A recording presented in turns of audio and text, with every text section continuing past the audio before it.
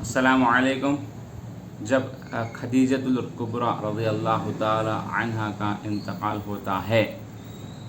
تو ان کے انتقال ہونے کے بعد آپ صلی اللہ علیہ وسلم بہت زیادہ غمگین ہوتے ہیں، بہت مایوسی ان کے اندر ہوتی ہے، کیونکہ حضرت خدیجہ رضی اللہ تعالی عنہا نے بہت ساتھ دیا تھا، اپنا پورا کا پورا مال آپ صلی اللہ علیہ وسلم کے اشاروں پر انہوں نے قربان کیا تھا، تو بہت زبردست سپورٹ تھا ان کا۔ وہ چلی جاتی ہے، اللہ کو پیاری ہو جاتی ہے، تو پھر اس کے بعد غمگین ہوتے ہیں، مایوس ہوتے ہیں، تو حضرت خولہ رضی اللہ تعالی عنہا تشریف لاتی ہے، آپ صلی اللہ علیہ وسلم سے دریافت کرتی ہے کہ یا رسول اللہ صلی اللہ علیہ وسلم، دو رشتے ہیں آپ کے لیے، دو لڑکیاں ہیں، دو رشتے ہیں، ایک کنواری ہے، دوسری بیوہ ہے۔ تو آپ صلی اللہ علیہ وسلم نے فرمایا کون ہیں وہ لوگ؟ تو حضرت خولہ رضی اللہ تعالی عنہا فرماتی ہے ایک بیوہ جو ہے ان کا نام ہے سودا بنت زمعہ،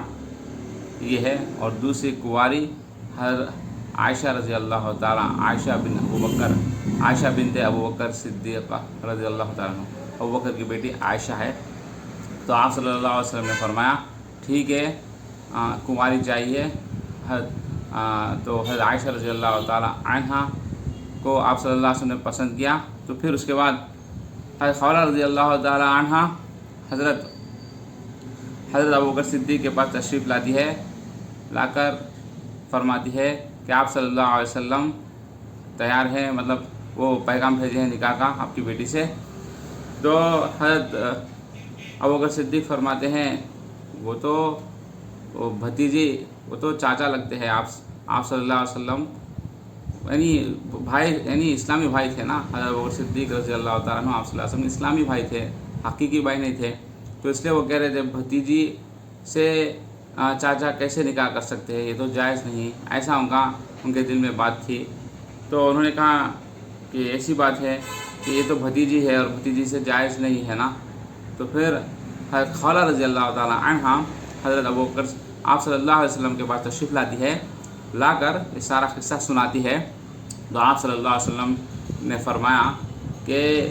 ابو بکر تو میرے اسلامی بھائی ہے، میرے حقیقی بھائی نہیں ہے، لہٰذا یہ نکاح جائز ہے، کر سکتے ہیں۔ تو پھر حضرت خولہ رضی اللہ تعالی عنہا حضرت خولہ رضی اللہ تعالیٰ عنہ حضرت ابو بکر صدیق رضی اللہ عنہ کے بعد تشریف لاتی ہے، لا کر فرماتی ہے ایسی بات ہے، ایسا کہا آپ صلی اللہ علیہ وسلم نے، ایسا فرمایا۔ تو حضرت ابو بکر صدیق رضی اللہ تعالیٰ عنہ خوش ہو جاتے ہیں، لیکن حضرت عائشہ رضی اللہ تعالیٰ عنہا کا جو نکاح کا مسئلہ ہے، مطلب دوسری جگہ طے ہو چکا تھا، دوسروں کا حضرت ابو بکر صدیق نے فکس کر دیا تھا، دوسرے کا بات ہو چکی تھی، تو پھر آپ صلی اللہ علیہ وسلم وہاں جاتے ہیں، ان لوگوں کے پاس جا کر یہ سارا قصہ سناتے ہیں۔ تو یہ سارا قصہ سناتے ہیں کہ ایسا آپ صلی اللہ علیہ وسلم کی طرف سے ہمیں ایسا پیغام ملا ہے۔ تو پھر اس کے بعد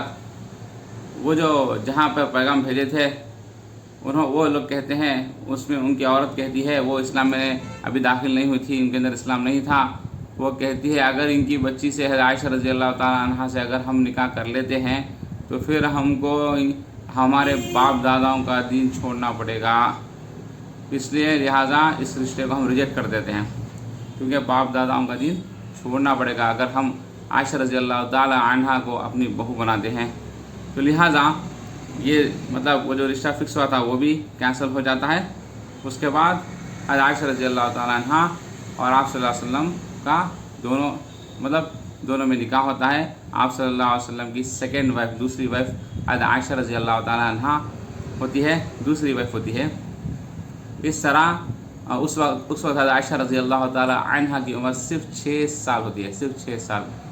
ہاں، اور رخصتی جو ہوتی ہے 9 سال کی عمر میں، یہ بات ہے۔